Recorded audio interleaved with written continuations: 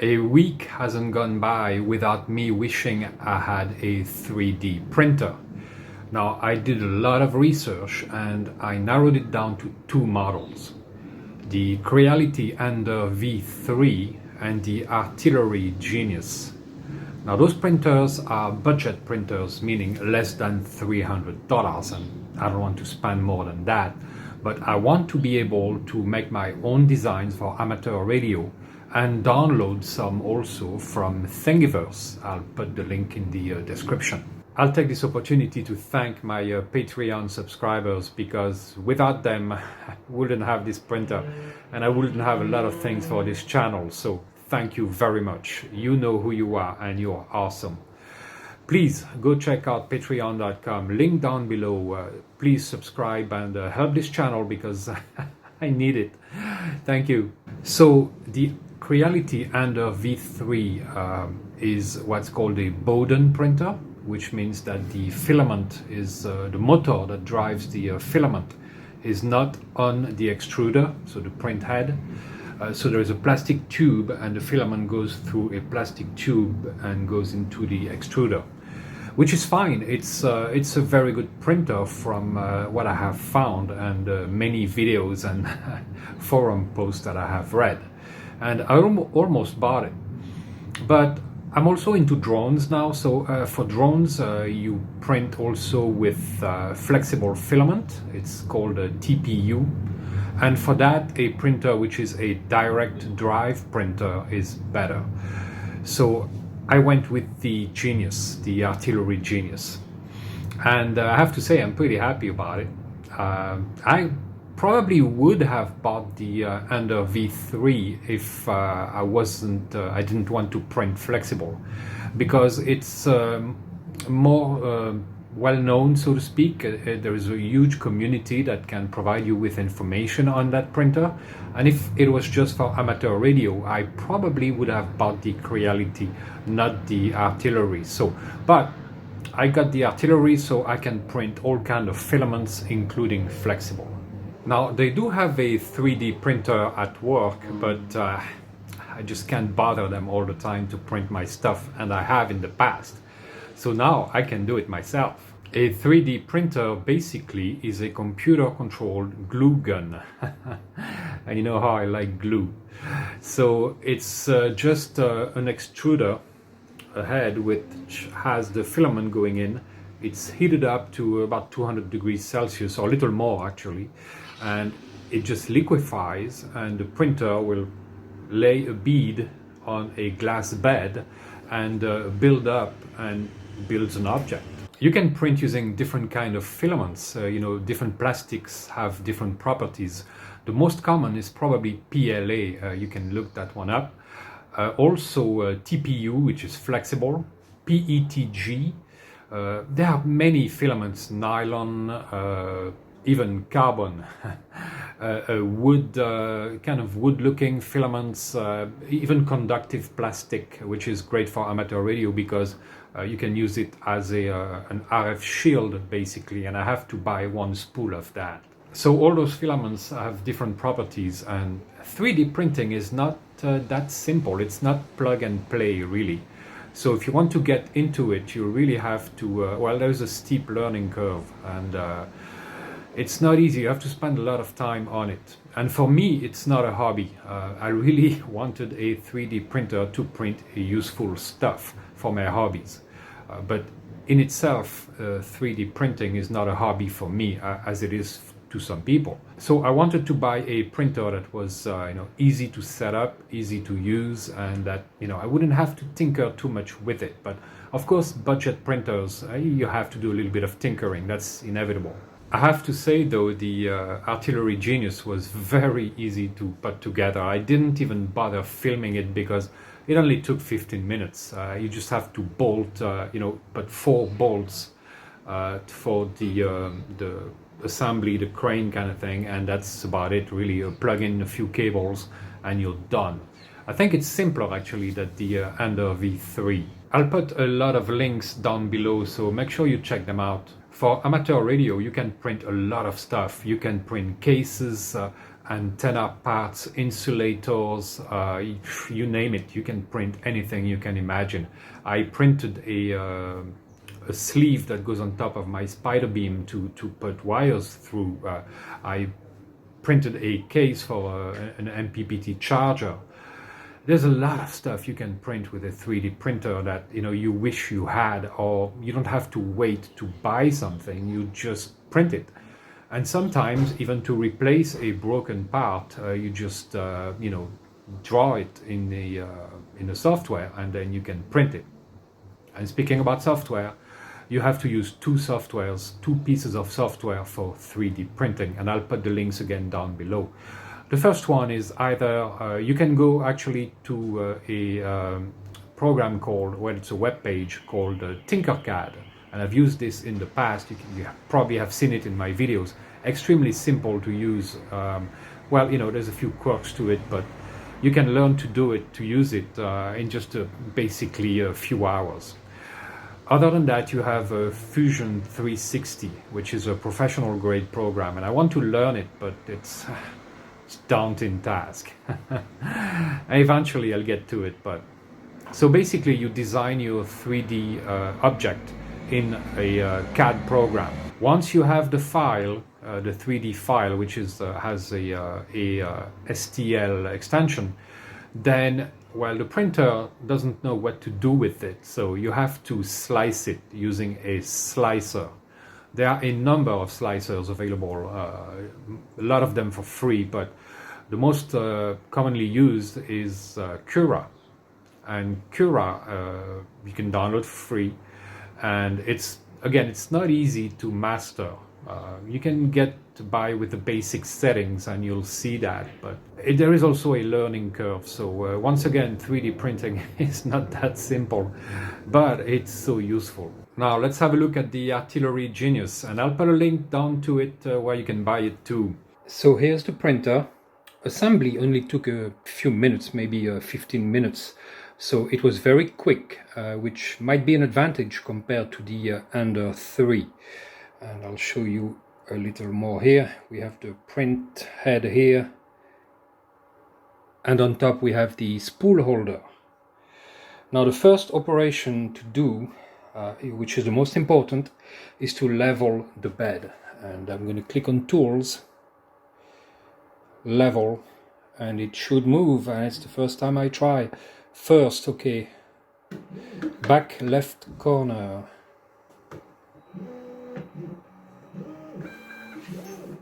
I'm going to take a thin sheet of paper, slide it under, and we have wheels here at the bottom, and I'm going to turn them until I feel a slight resistance. And I'm going to do that on each corner.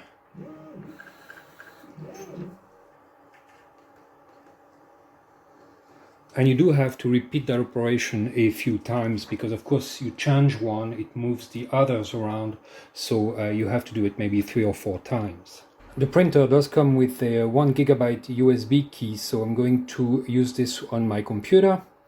Use the program called CURA, C-U-R-A, to slice a model, and then plug it in the printer, and we'll try a print. Here's the MTR3B cover that I found on Thingiverse, so I'm going to download the files, save them on my computer, and then I'll be able to open them with CURA and slice them.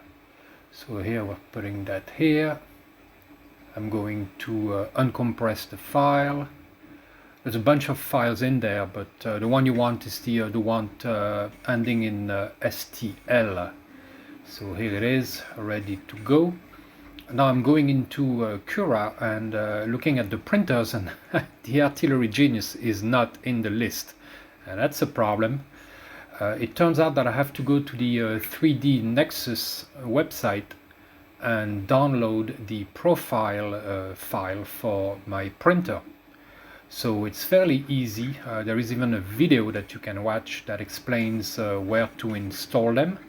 So here I'm downloading, uncompressing, and here's the video, and tells you where to put those files, and they are in a couple different places. Once that's done, you can go back to CURA and open your file, and here it is. Now I did change some parameters, used the standard PETG profile. PETG has to be printed at a pretty high temperature. I had to go up to 270 degrees Celsius, sliced it and saved to file. This printer doesn't come with filaments, so I got myself some PETG, which is a little bit more, a little stronger than PLA, which is the regular filament. I have some PLA as well. Now, these filaments absorb moisture very readily, so as soon as you use them, you have to put them in a plastic bag like this. This one came with the spool that I got on Amazon.com.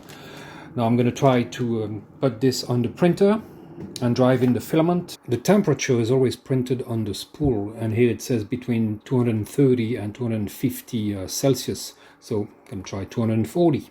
Time to open that up. So the clock is ticking once you remove the plastic covering, because the filament starts taking in moisture and you want to avoid that as much as possible. Well, I found the print menu. MTR, yes. Confirm. Well, it's moving. Not sure if it's a good thing. I think it's setting up itself, but the filament just came out. It's printing the skirt, or trying to. You can see a very thin line here. It's very silent. I mean, this printer is so quiet. I can definitely see some imperfections there, but that's just the skirt, so it's hard to tell. Now it's filling in the inside. Interesting. And the quietness of this printer is, again, one of the reasons why I decided to buy it, because I have such a small apartment, only one room, that I basically sleep a few feet from the printer, so I have to worry about fumes too. But PETG is not toxic, PLA isn't toxic, ABS is toxic, so no ABS for me. I'm pretty happy about the fact that I can actually sleep while this thing is running. And this is what I had this morning when I got up, and it's pretty nice. It's not perfect, but I'll just have to remove the brim here. But for a first print, I'm pretty happy about it. It's definitely usable. Yeah, I'd say it's very good. Let's see with the MTR.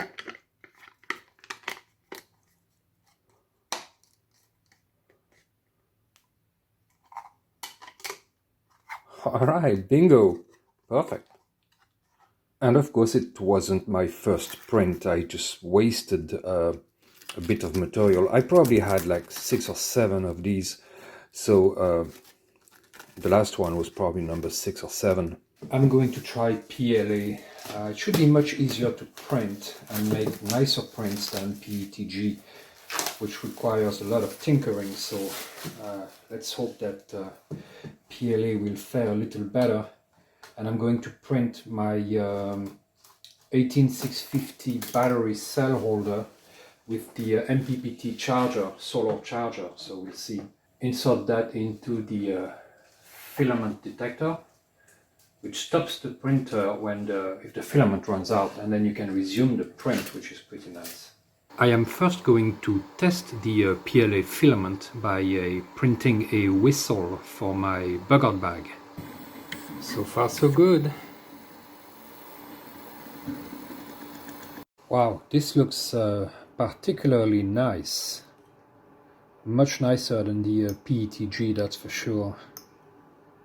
Let's get it off the plate here. It's not always easy to, to get them off. Very smooth surface, really, really nice. Alright, I just tapped on it and it just came off. Let's remove the skirt. Let's see if it works. Yep. Excellent. I have to clean it up a little bit, but really happy about this. Now I can print my MPPT case. Back to TinkerCAD with my existing design for this case. I have a video on it, by the way. So I want to make a little tab to support the Anderson power poles. So I'm making a box which I'm going to change to a flat rectangle. So here I'm changing some measurements, and it's 15 millimeters wide. So I'm going to change that, and then I'm going to change the width, which well, I'll put 2.5 millimeters. So here we go. And then I'm going to have to move it, which is not always the easiest part. I can move the design with the right mouse button, and I just have to make it, close to touching the box here.